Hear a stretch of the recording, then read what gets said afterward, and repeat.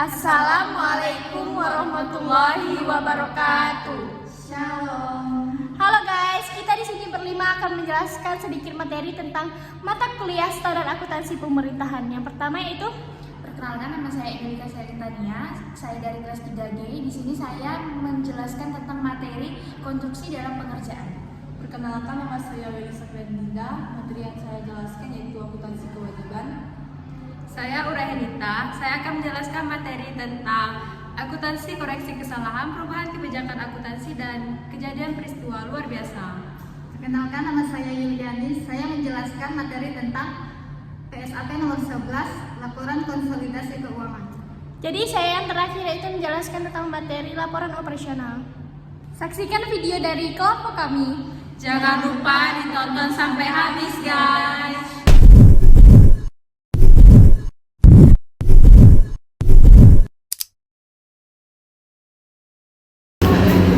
PSAP 8 akuntansi konstruksi dalam pengerjaan. Konstruksi dalam pengerjaan adalah aset tetap yang sedang dalam proses pembangunan.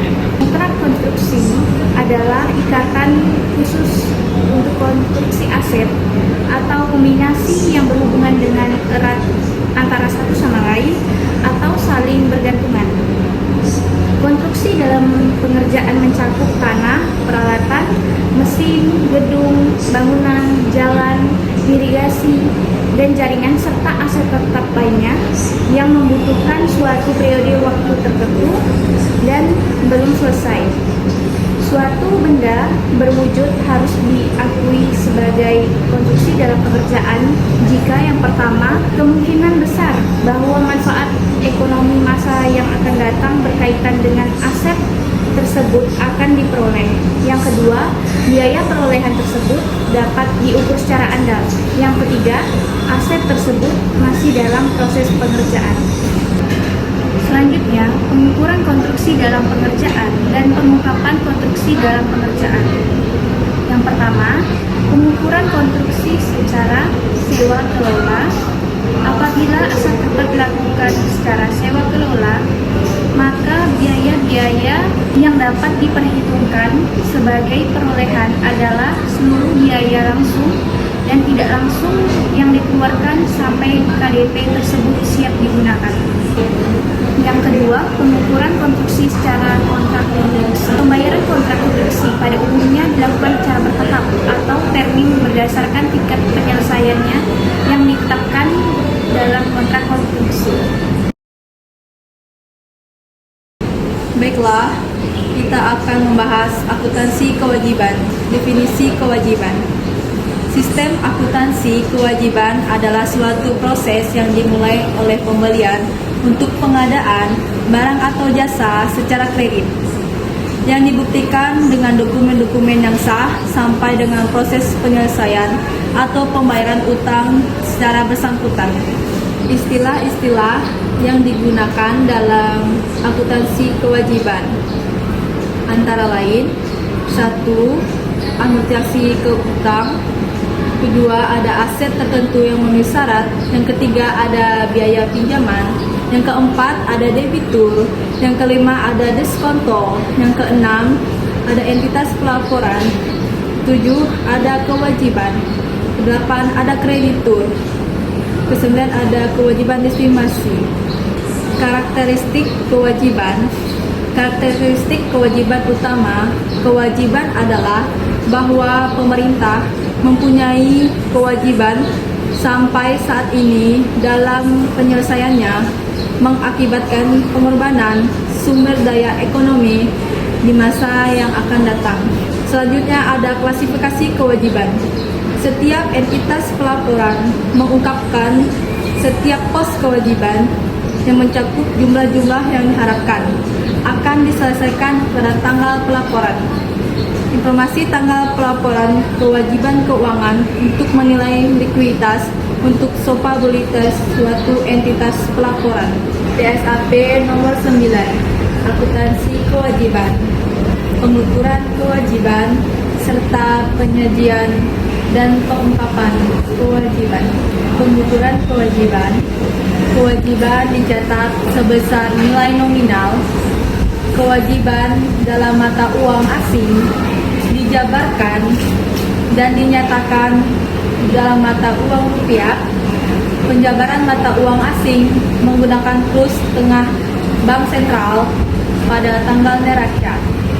Penggunaan nilai nominal dalam menilai kewajiban mengikuti karakteristik dari masing-masing kurs.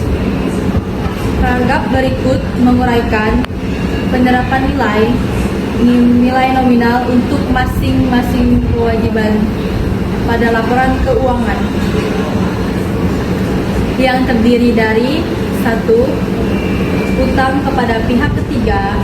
Yang kedua, utang bunga. Yang ketiga, utang perhitungan pihak ketiga. Yang keempat, bagian lancar utang jangka panjang.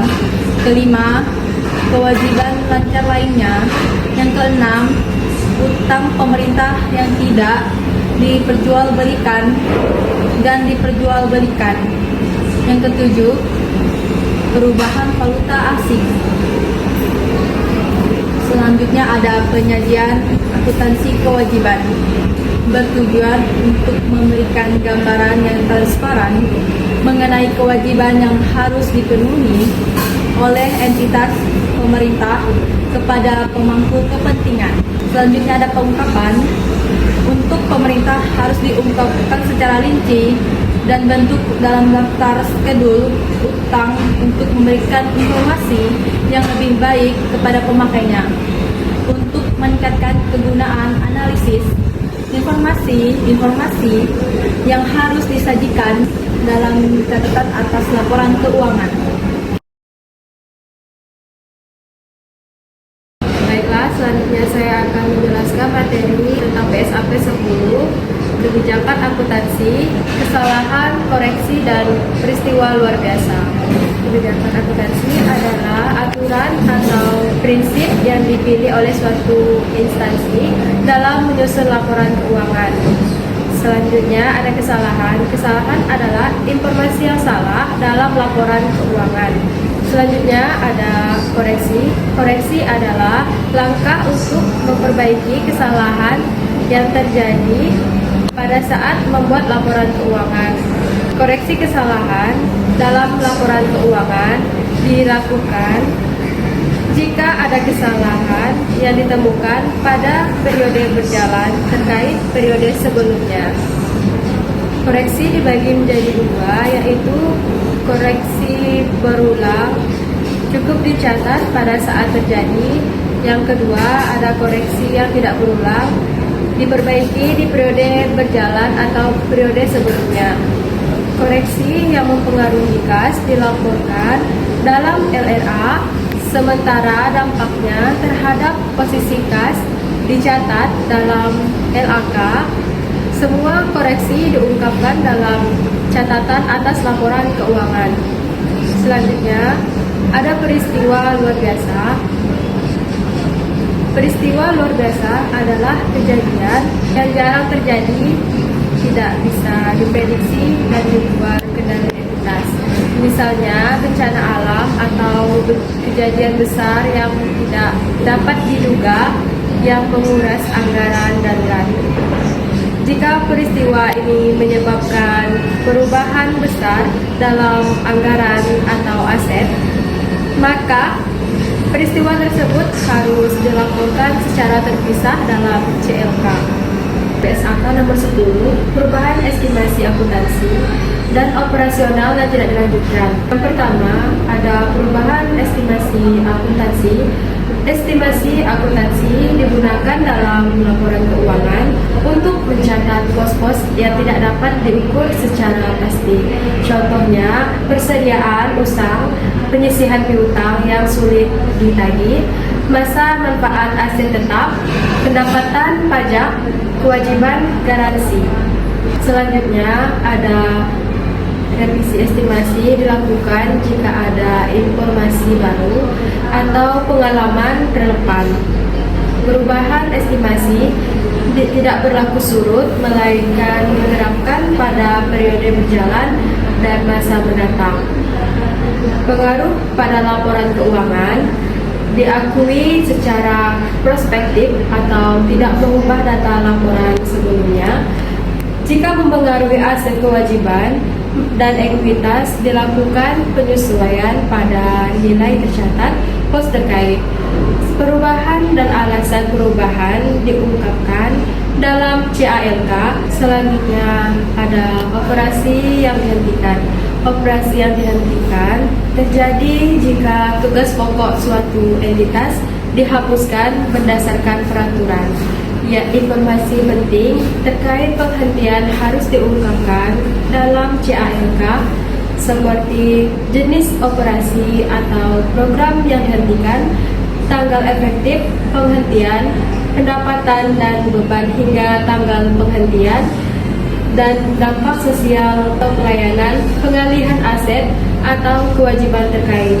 Karakteristik operasi yang dihentikan melibatkan entitas atau fungsi utama yang dihapuskan, mempengaruhi pelaporan secara signifikan, bukan operasi yang dihentikan. Contohnya ada pengurangan kegiatan secara bertahap atau evolusioner. Elokasi program atau penutupan fasilitas kecil yang tidak mempengaruhi fungsi utama. Selanjutnya ada pelaporan. Data operasi yang dihentikan tetap dicantumkan secara komparatif meskipun bersaldo nol. Pendapatan dan beban operasi dihitung normal hingga tanggal penghentian. Selanjutnya, ada proses penghentian. Biasanya mencakup rencana yang jelas seperti jadwal penghentian, penyelesaian masalah gagal, dan hingga pengalihan aset.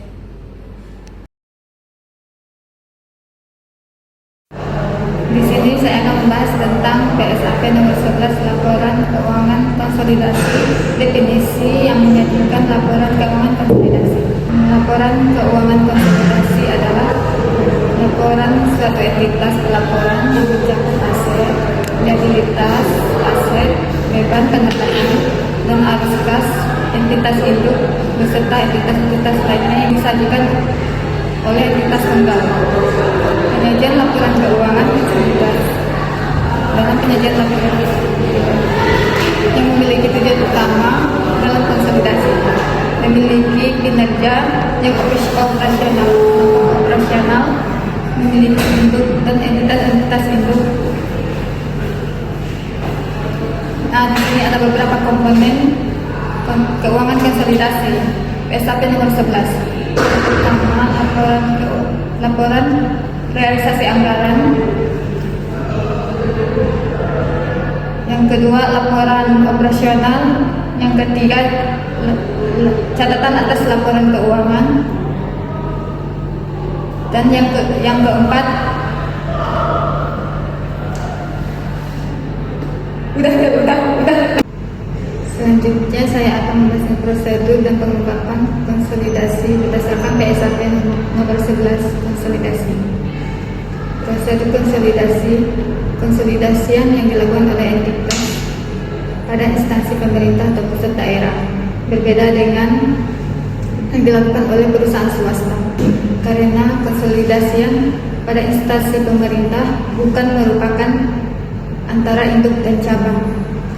Sedangkan pengakuan informasi yang harus diungkapkan berdasarkan PSAP nomor 11 memberikan aturan mengenai informasi yang harus dimuat dalam laporan keuangan konsolidasi, terutama pada komitmen entitas yang dikonsolidasikan, metode konsolidasi, dan transaksi antara entitas lainnya.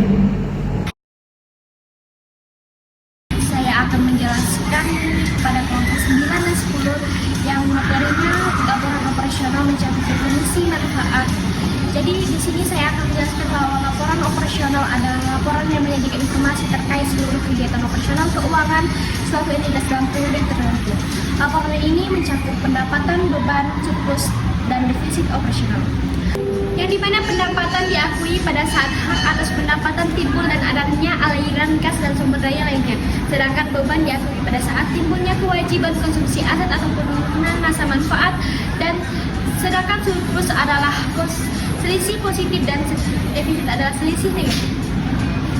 Selanjutnya yaitu tujuan laporan operasional yang dimana memberikan wawasan bagi pengambil keputusan dalam pemerintahan serta yang pastinya itu memenuhi transparansi dan akuntabilitas dan memberikan wawasan dan bantuan kepada pengguna laporan untuk mengevaluasi kinerja keuangan. Baiklah, setelah sudah disebutkan dalam laporan operasional dalam pemerintahan adalah penanganan dampak COVID-19 yang dimana pemerintah Indonesia mengalokasikan anggaran besar untuk menangani dampak COVID-19 mencapai 400,5,1 triliun pada APBN 2020. Penanganan ini meliputi kebijakan sosial, ekonomi, dan kesehatan seperti pembatasan aktivitas masyarakat dan program bantuan langsung tunai. Namun terdapat tantangan dalam laporan keuangan terkait anggaran ini, termasuk kurangnya mekanisme pelaporan yang jelas dan pengendalian belanja yang tidak memadai. Evaluasi dan monitoring diperlukan untuk memastikan efektivitas kebijakan ini. Jadi itulah tadi penjelasan singkat materi standar akuntansi pemerintahan dari kelompok kami. Semoga bermanfaat bagi kita semua. See you guys.